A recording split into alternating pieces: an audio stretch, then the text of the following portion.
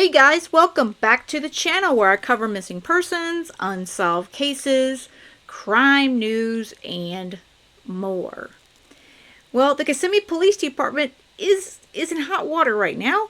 They are under the hot lights, and a grand jury has found that there may be a culture of silence in the department. Chief Betty Holland resigned because of those concerns. West Show's Christina Watkins went through several angles of body camera video. She joins us live from our Osceola County Bureau. Christina, the concerns come in the wake of a grand jury indictment involving use of force from one of those officers.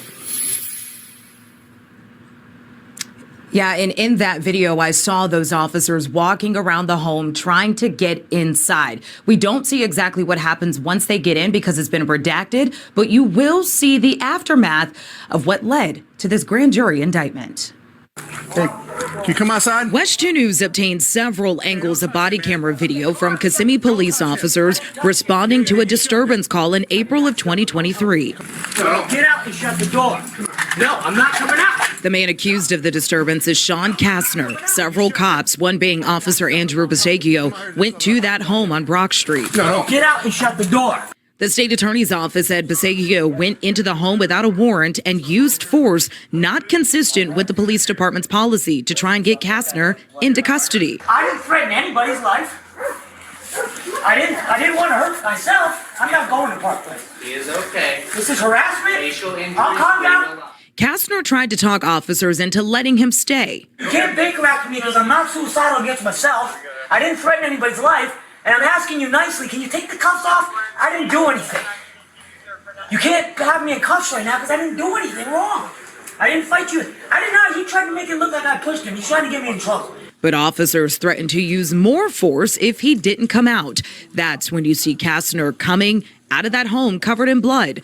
Bisagio is accused of kneeing him in the face and shocking him with a taser several times. Multiple uses of force? Okay. My knee spike, there's blood everywhere. My knee spike busted his face open. Okay.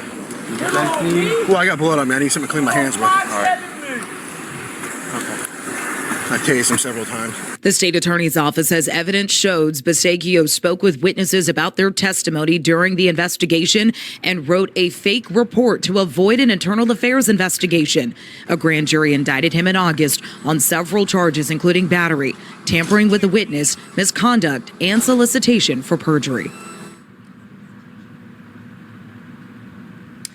And Michelle and Jesse, as you mentioned, because of all of this, there's been a lot of fallout, including the resignation from Chief Betty Holland.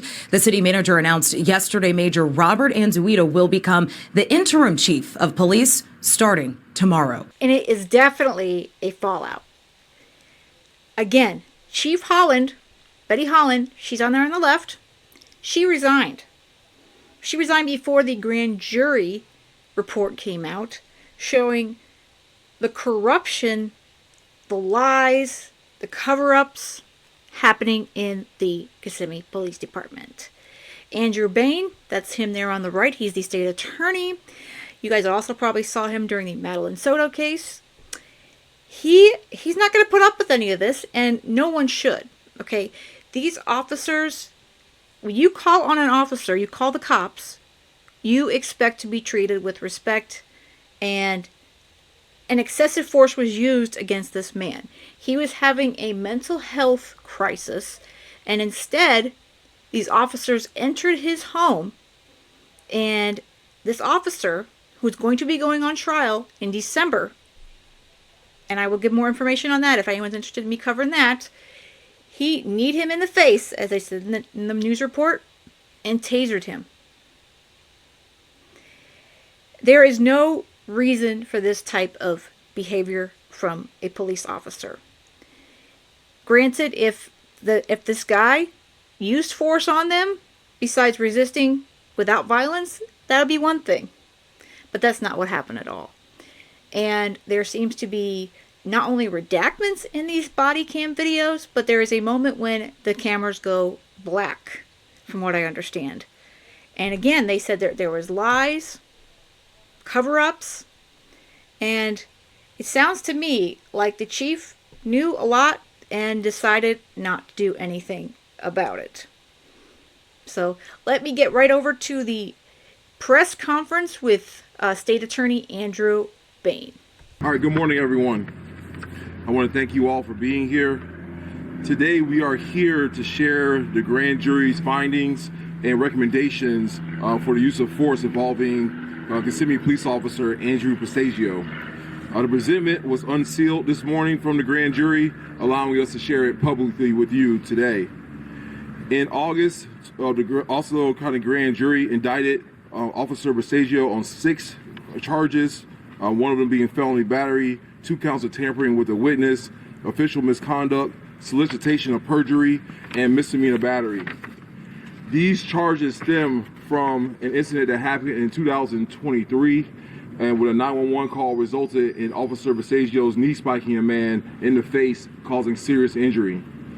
Following the incident, an investigation into the officer's use of force revealed that Officer Passaggio contacted witnesses regarding their testimony and falsified a report to avoid an internal investigation. However, the grand jury's findings extend beyond this specific case, raising deep concerns as to the issues about systematic practices within the Kissimmee Police Department. The grand jury found the Kissimmee Police Department harbored a culture of silence or a culture of covering up misconduct.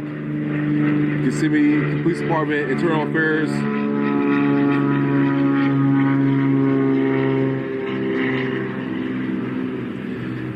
The Kissimmee Police Department Internal Affairs Department lacks the resources, procedures, and stability necessary to function effectively. And the department, in its compliance with the department did not comply with the Florida Department of Law Enforcement regarding its obligation to report certain conduct to Criminal Justice Standards and Training Commission. The grand jury concluded it lacked confidence in the Kissimmee Police Department command staff under former Kissimmee Police Chief Betty Holland and their capacity to lead the agency responsibly and lawfully. I would like to invite Chief Assistant State Attorney Ryan Williams now to discuss the details of the grand jury's findings and recommendations.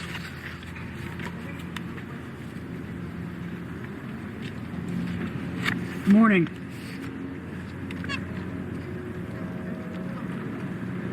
The grand jury found that the Kissimmee Police Department fosters a culture of silence where officer misconduct is not only not reported, but accepted.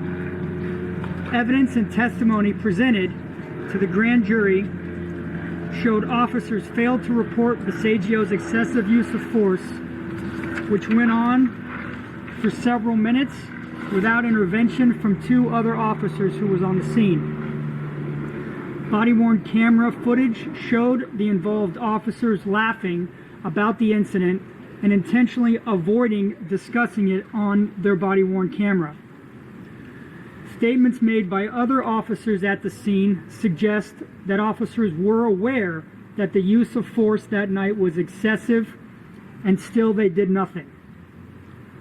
The grand jury found this culture of non-reporting extended to Passaggio's punishment, which was limited to a single day off without pay, and labeled merely as a, quote, failure to obey policies, thus avoiding mandatory reporting to the Criminal Justice Standards and Training Commission, the agency responsible for maintaining ethical standards in law enforcement.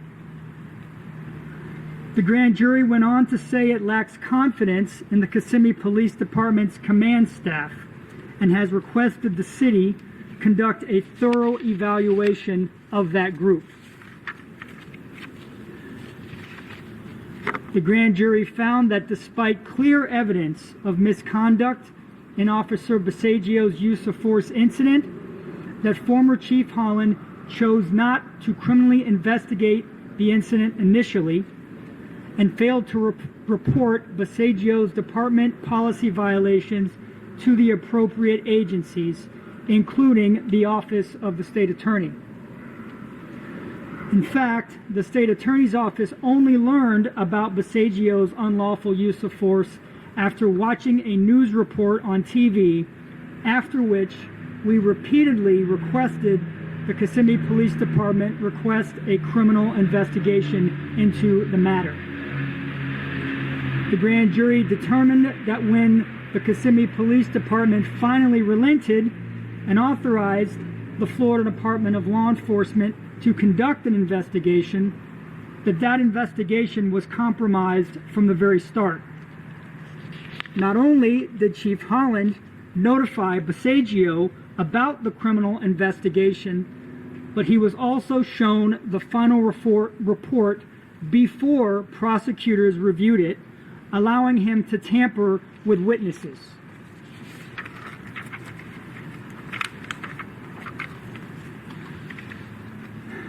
The grand jury's investigation also highlighted broader issues in the department regarding training deficiencies. Although designated as, quote, critical incident trained, none of the officers on scene in the Basiago use of force matter recognized the victim was experiencing a mental health crisis. Additionally, officers entering the victim's home were unaware that this warrantless entry violated clear legal standards. The grand jury found that this demonstrates an insufficient understanding of search and seizure laws, and they are calling for enhanced training for all KPD officers in crisis management, search and seizure, and proper investigative procedures. The grand jury is also requesting that the Kissimmee Police Department update its policies to define when criminal investigations are warranted, when an officer is being investigated internally, and require confidentiality in internal affairs investigations.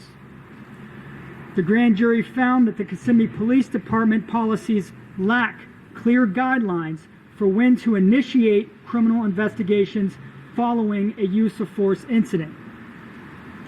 Basiago's conduct was initially reviewed by a corporal who approved it despite clear wrongdoing. Moreover, KPD officers openly discussed the internal investigation once it began, violating clear rules of confidentiality. The grand jury believes these policy gaps make it harder to ensure proper oversight and contributed to a lack of accountability.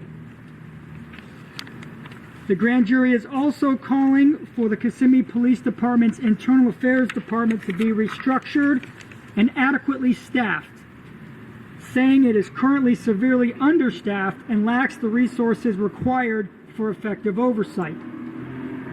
One individual currently manages a high volume of cases in that section, leaving little time for thorough investigations.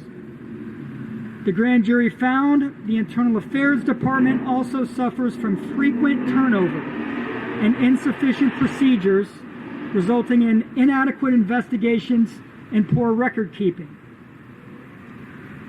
The grand jury concluded that the Kissimmee Police Department also repeatedly failed to comply with Florida law that requires it to report policy violations to the Criminal Justice Standards and Training Commission. The grand jury found approximately 10 instances where sustained policy violations went unreported to the commission and spanned multiple chiefs' administrations.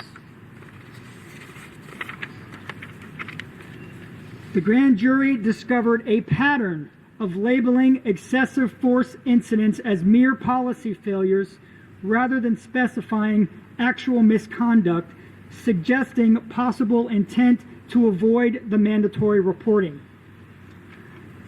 Reminder that this reporting allows the commission to ensure that law enforcement officers who are disciplined, resign, or are terminated by one agency cannot simply get a job with another agency without the second agency knowing of the wrongdoing.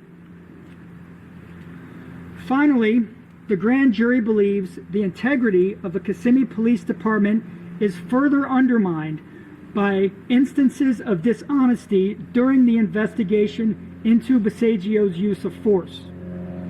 The grand jury found clear evidence indicating that some officers who are still employed with the Kissimmee Police Department were either not forthcoming or outright lied during interviews and testimony before the grand jury, raising serious concerns with the grand jury about the department's credibility.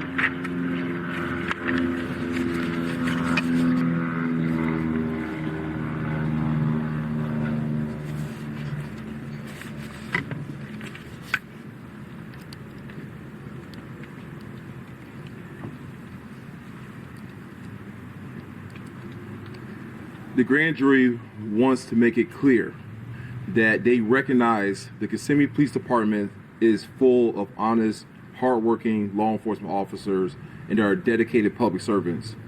In no way should these findings call into question the integrity of those KPD police officers and staff working to do the right thing and serve the public.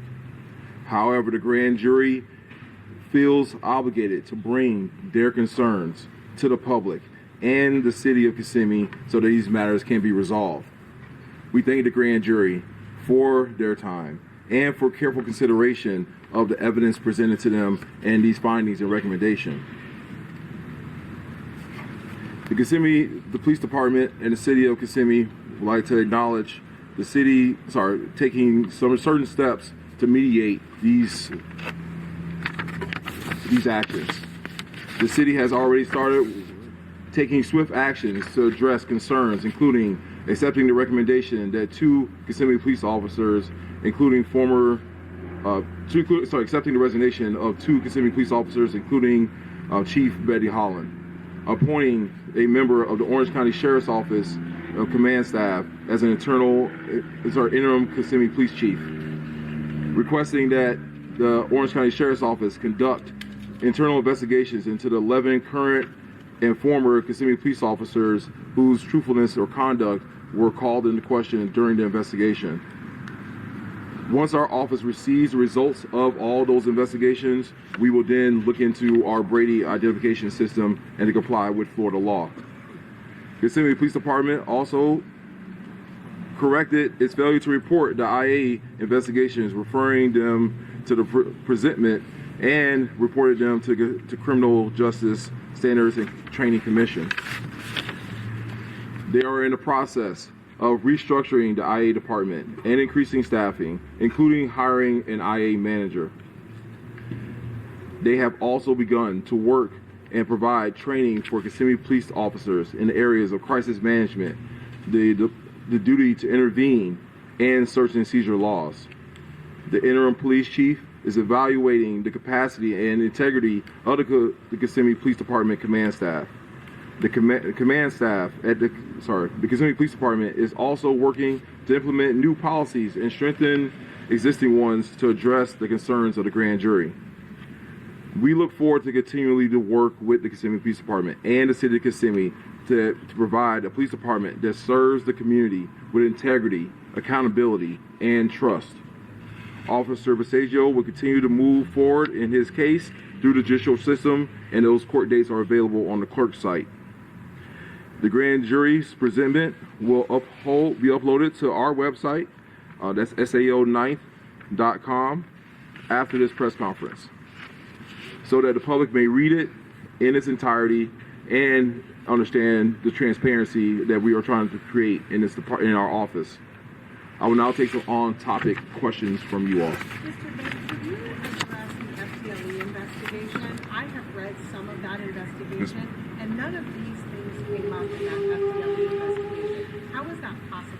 So that's where we talked about early on in the press conference that the investigation was compromised from the very beginning because Officer Basagio was able to have access to knowing the investigation was going on, and then began to tamper with other witnesses during that time. So then we went back in and re-interviewed a lot of those witnesses that were inside of that investigation, and it turned out that many of the things that they stated were falsified. But shouldn't FDLE have known that? They're investigators too. I can't speak to what the FDLE, what they should have done. I just know what happened. And why would 11 people in that department, is there any indication in that grand jury presentment or grand jury investigation, why 11 people would put their careers on the line for this one guy? I'm going to ask Mr. Williams to step up and answer that question for you. And in turn, I'm going to turn it over to Sean Wiggins, who's one of our homicide prosecutors who worked on the presentment. Good morning. Sean Wiggins, Assistant State Attorney. There's no indication on why they all chose to make the decisions that they made through the course of this investigation, but our investigation consistently came across individuals who are listed in that letter that took actions that we felt warranted notifying the department of their conduct through the course of the investigation. What do you think is the source of this cultural silence that seemed to be so pervasive? A lot of people just trying to nail down this cultural silence. Why? It's part of the psychology of group thinking, and then you try to, say it's one lie, and then you try to cover it up with another lie, and then it just mushrooms into something that we never intended it to be, and that's kind of what happens in the department sometimes. And unfortunately, this is what happened here. But like I said, there are many other departments. There are 22 other ones in this circuit that we work with on a regular basis. They are doing the right thing. They're trying to make their policies better, and looking forward to not covering up for bad cops. Why do people care? Give us a reason to care with all this going around. Well, we should care. I mean, you should care about the quality of the people that are there to protect and serve you. And so that's the whole thing about what we should be looking for in any public servant, is that are they there to do the job, and they're doing it with integrity, accountability, and are they being transparent about what's going on. And when something does go wrong, because look, things are going to go wrong, are you going to step up and be the person that's going to say, hey, this is wrong, we're going to do something about it, we're going to change what's going on, we're going to identify this thing, and we have to make sure that that's what we're going to do. I don't know which reporter asked that question, but that's, in my opinion, and it's not against the reporter, that's a really stupid question, okay? We, as the public, and I think State Attorney Andrew Bain answers this extremely well. I'm an advocate of his. I'm definitely for him. I think he's done excellent work. But police officers are held to a higher standard, okay? And whether or not that's, you agree with that, it should be true always. If you take the oath to be an officer, you go through the training, the academy, all that sort of stuff, and then you take that oath. I mean, you are there to withhold the law, and you're not above the law, which obviously some of these officers believe that they were, and you are supposed to be better than the norm, okay? And no, I'm not saying that people don't make mistakes, but these are not mistakes. These are the kind of cops that make good cops look awful.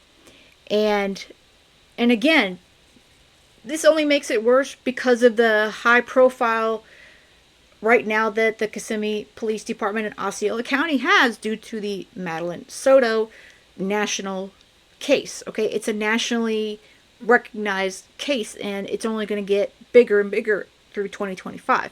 So this needs to be fixed now. And I'm going to say this has probably been something that's gone on for quite some time. And obviously, I don't believe these 11 officers would have risked themselves if they didn't feel like they had their buddies, or sadly, it sounds like the Chief Holland, to back them up. Okay?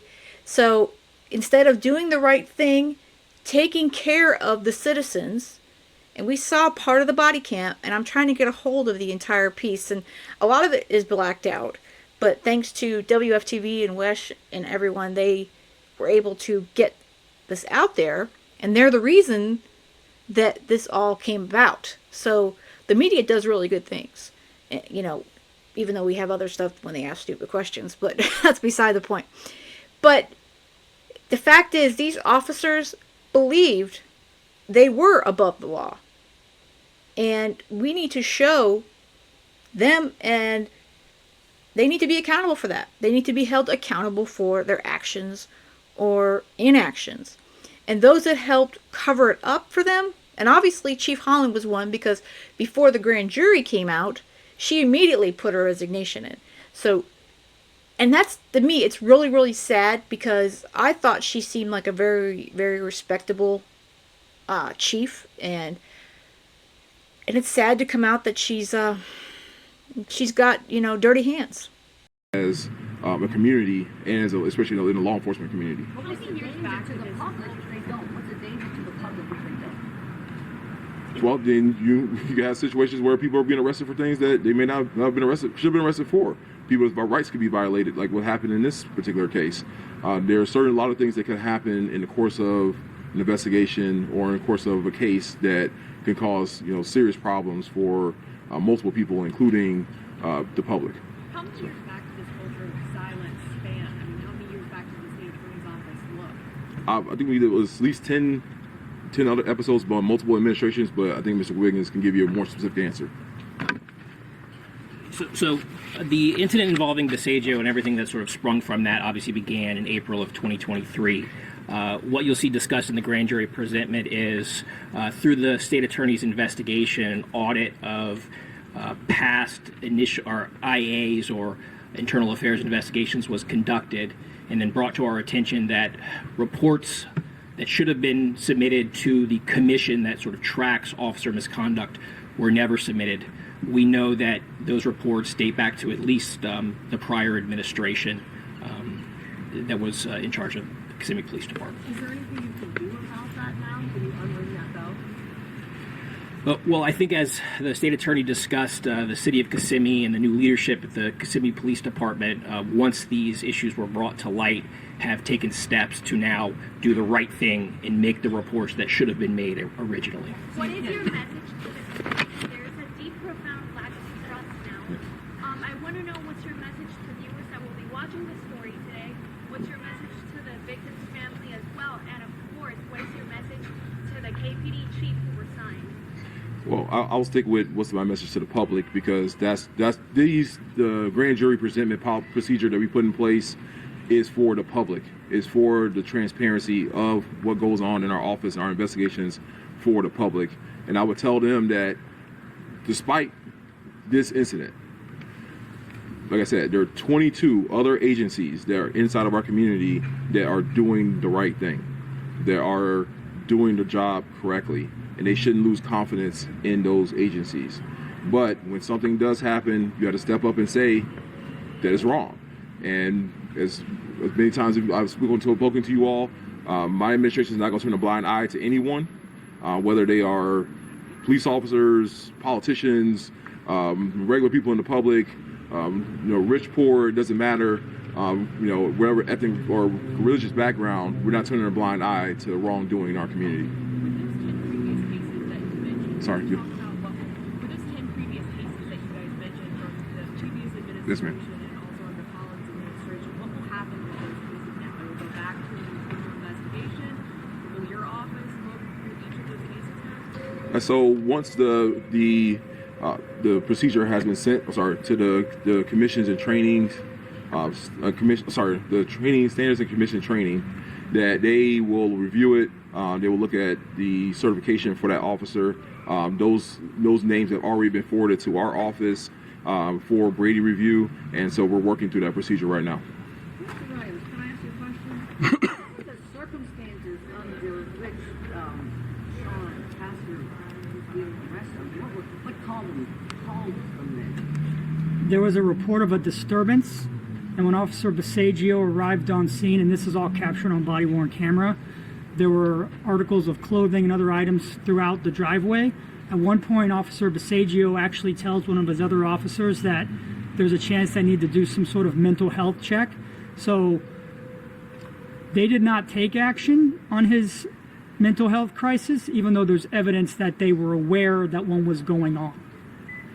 And then they did what? And then at least one of them proceeded to use excessive force while the other two watched. Did they go in? Was there no warrant to go in the building? I mean, did they go in? Mr. Kastner refused to come out of his home, which at that point he had a right to do, and the officers followed him into the home without a warrant, and that's where the use of force occurred. And what did they do exactly? Again, this is on body-worn camera.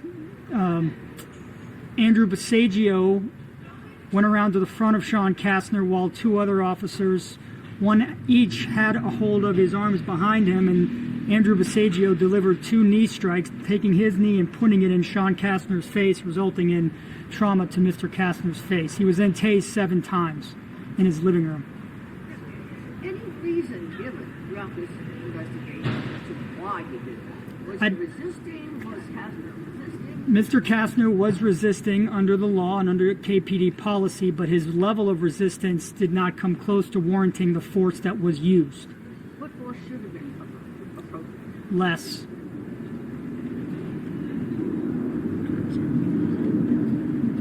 So I want to get this correct for the law, for legal purposes. You are allowed to resist an unlawful arrest. So if somebody's unlawfully in your house, like this particular instance where law enforcement was unlawfully in your home, you're allowed to lawfully resist them without violence, which is what happened. So everything that Mr. Kastner did on that night, at that point, was legal underneath the law. And them being inside of his house, putting hands on him, was a problem. Why do you think the chief and the deputy gave this light sentence, kind of turned the other way? Why do you think they did that? You have to speak with former Chief Holland about that. Mr. Baby, speaking to the emotions too, how do you watch that body camera video? What was your reaction when you watched that back and you saw what was happening in KPD and you realized this culture of silence?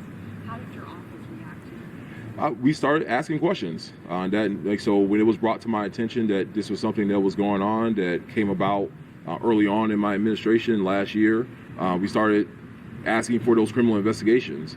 Unfortunately, we were kind of being stonewalled for a while until they relented and allowed for a criminal investigation to even start at that point. So we immediately, when we saw it, we knew it was wrong. We knew something would need to be done, and so we went forward to start taking action to make that happen. What are the next steps now? I know that they're having a press conference here at KPD at 1 p.m., but what are the next steps after? So they'll be able to address a little bit more what I read to you a little bit earlier, whereas their things that they have done, they've taken it on the interim chief from Orange County Sheriff's Office. Orange County Sheriff's Office is doing the internal investigations related to those 11 officers, and they started changing their policy. So those are all things that you got to talk to them about once they have their press conference this afternoon. All right, thank you. Have you found that any of this, this indecisiveness or lack of clarity, has that compromised any other cases or prompted your office to look into any other cases that may have been compromised? I don't believe so right now. Obviously, it's still open and ongoing in some ways. As to Mr. Basagio, his case is going forward, and so they're going to be, obviously, the investigations need to be continued and completed by the Sheriff's Office, and we'll be in a better position to answer that question later on. All right, thank you all. Have a great day.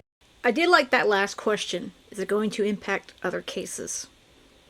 That's a good question. And immediately when I heard about this, my immediate concern was the Madeline Soto case and Stephen Stearns. Thankfully, it does not seem like any of the detectives or those working on the investigation against Stephen Stearns, and hopefully others, and I'm going to leave that open-ended there, are involved in any of this corruption, as I would say. Of course, as Andrew Bain stated, it's an ongoing investigation. There's still a lot to be found and a lot to be fixed. That is for sure. So, again, I will keep an eye on this one. Let me know what you guys think. My immediate concern was the whole Madeline Soto case. But, again, police departments need to be held to a high standard. And it doesn't matter if you're a big department like New NYPD, or you're a smaller department like Kissimmee Police Department, KPD. It doesn't matter. Every single police officer, detective, chief, investigator, every single member of that department needs to be held to a high standard. And I am glad that the state attorney's office is taking this very seriously, as is the city of Kissimmee. All right, guys, I hope you have a great rest of the day. And most of all, stay safe.